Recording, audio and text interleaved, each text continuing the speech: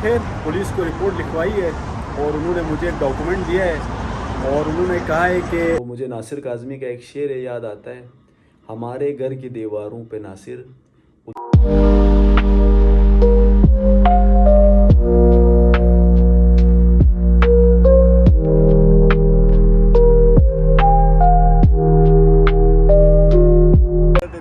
अभी मेरे डॉक्यूमेंट्स गुम गए, मैं रूम गया हूँ, बैग चेक किए, डॉक्यूमेंट्स नहीं थे। अभी हम लास्ट टाइम यहाँ बैठे थे तो यहाँ ढूंढा है, अभी तो मिल नहीं रहे। अभी पता नहीं क्या होता है। रूम में मैंने सारा कुछ देखा है, मिल नहीं रहे। लास्ट टाइम हम गए थे मॉस्को सिटी और उससे पहले हम गए थे लाफ्का के हेड ऑफिस पे। अभी मैं बहुत टेंशन में हूँ क्योंकि मेरे सारे डॉक्यूमेंट्स उसमें थे, पासपोर्ट सब कुछ उसी में था। अभी बैग है मेरे पास लेकिन डॉक्यूमेंट्स नहीं है। अगर जिप भी खुली हुई थी, साकिब कह रहे जिप खुली हुई थी, तो पता नहीं अब क्या होता है। तो अभी हमने काफ़ी जगह ढूंढा है, मिल नहीं रही है डॉक्यूमेंट्स। तो अभी मैं काफ़ी परेशान हूँ। कुछ दोस्तों से कॉल किए तो अभी हम डर भी रहे क्योंकि पुलिस को कंप्लेन करेंगे तो ऐसा ना हो कि पुलिस बिना डॉक्यूमेंट्स के मुझे डिपोर्ट कर दे। तो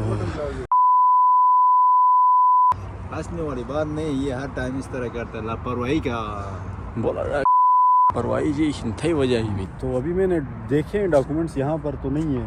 तो अभी इंशाल्लाह कल यूनिवर्सिटी जाऊँगा, वहाँ से बात करता हूँ कि मेरे सारे डॉक्यूमेंट्स गुम गए।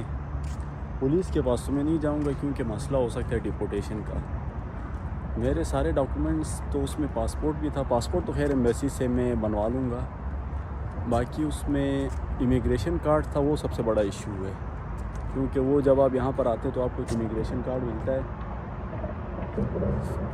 तो उसका बड़ा इशू है, वो नहीं है। खैर अभी देखते हैं कल, अभी तो कुछ नहीं कर सकते, यूनिवर्सिटी भी ऑफ है। अभी क्या होता है देखते हैं। तो यार अभी मैं उस ऑफ़िस पे भी जाके आया हूँ जहाँ मैंने रजिस्ट्रेशन के लिए अपने डॉक्यूमेंट्स लेकर गया था, तो वहाँ भी डॉक्यूमेंट्स नहीं है। अभी इससे पहले मैं यूनिवर्सिटी पे जाके कंप्लेन करवाया हूँ। उन्होंने कहा है कि पुलिस से रब्ता करो, और क्योंकि अगर मैं इस तरह बाहर फिरूँगा तो पुलिस अगर मुझे पकड़ती है तो फिर मसला हो सकता है। लेकिन पुलिस से रब्ता करने का फ़ायदा ये होगा कि वो मुझे एक डॉक्यूमेंट देंगे जिसमें शायद ये मेंशन होगा कि इसके ओरिजिनल डॉक्यूमेंट्स गुम गए, तो ये न्यू डॉक्यूमेंट्स बनवा रहा है। तो इस टाइप का फिर वो डॉक्यूमेंट्स देते हैं जिससे मैं सेफ़ हो सकता हूँ। तो फिर अब डॉक्यूमेंट्स तो मिल नहीं रहे, अभी पुलिस के पास जाते हैं, फिर इंशाल्लाह सारे डॉक्यूमेंट्स नहीं बनवाते हैं। मेरे तो सारे डॉक्यूमेंट्स थे, मेरे बचपन से लेकर अभी तक की जितनी सर्टिफिकेट, एजुकेशन डॉक्यूमेंट सब कुछ था उसमें। तो अभी रशिया में जितने पासपोर्ट से लेके इमिग्रेशन कार्ड, मेडिकल, मेरे RBPO के डॉक्यूमेंट्स, सारा कुछ उसी में था। तो वो सारे अभी दोबारा बनाने पड़ेंगे।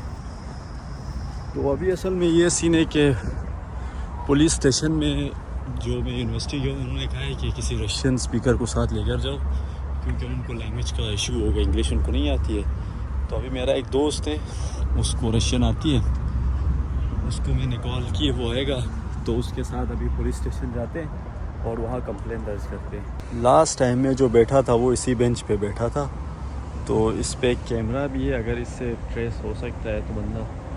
उसके बाद मैं उठ के इस बेंच पे बैठा था, फिर उस बेंच पे बैठा था, फिर इस बेंच पे बैठा था।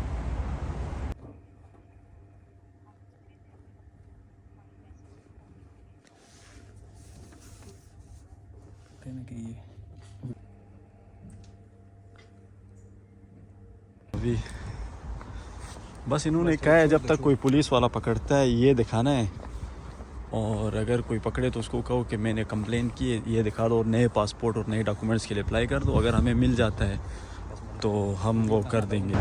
तो अभी मैं निकला हूँ काम से भी 2-3 घंटे पहले क्योंकि सही दिल नहीं लग रहा था काम पे। अभी फिर पुलिस को रिपोर्ट लिखवाई है और उन्होंने मुझे एक डॉक्यूमेंट दिया है और उन्होंने कहा है कि अगर कोई भी पुलिस पकड़ती है तो तुमने ये डॉक्यूमेंट दिखाना है। ठीक है, मैं 1 हफ़्ते तक वेट करता हूँ, अगर डॉक्यूमेंट्स मिल जाते हैं तो गुड, नहीं मिलते तो फिर मैं सारा प्रोसेस, सारे डॉक्यूमेंट्स शुरू से बनवाऊँगा क्योंकि उस फाइल में मेरे न सिर्फ रशिया के डॉक्यूमेंट्स थे बल्कि पाकिस्तान के डॉक्यूमेंट्स भी थे।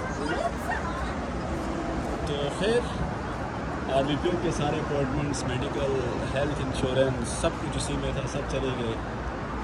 तो अभी सारा स्टेप शुरू से करेंगे डॉक्यूमेंट्स का, ठीक है। तो अभी भी पुरुमीद तो हूँ मैं रशिया की पुलिस पे, मुझे भरोसा है कि वो ढूंढ के लाएगी, क्योंकि कोई डॉक्यूमेंट्स चुरा नहीं सकता। अगर मुझसे कहीं पर गिर गए तो हो सकता है कोई देख ले और ईमेल कर दे यूनिवर्सिटी को कि इस स्टूडेंट के डॉक्यूमेंट्स है। डॉक्यूमेंट्स में जो थे वो सबसे पहले पासपोर्ट था, उसके अंदर इमिग्रेशन कार्ड था, उसी के अंदर रजिस्ट्रेशन थी, और आरबीपीओ के डॉक्यूमेंट्स थे, मेडिकल के पेपर्स थे, हेल्थ इंश्योरेंस के पेपर्स थे।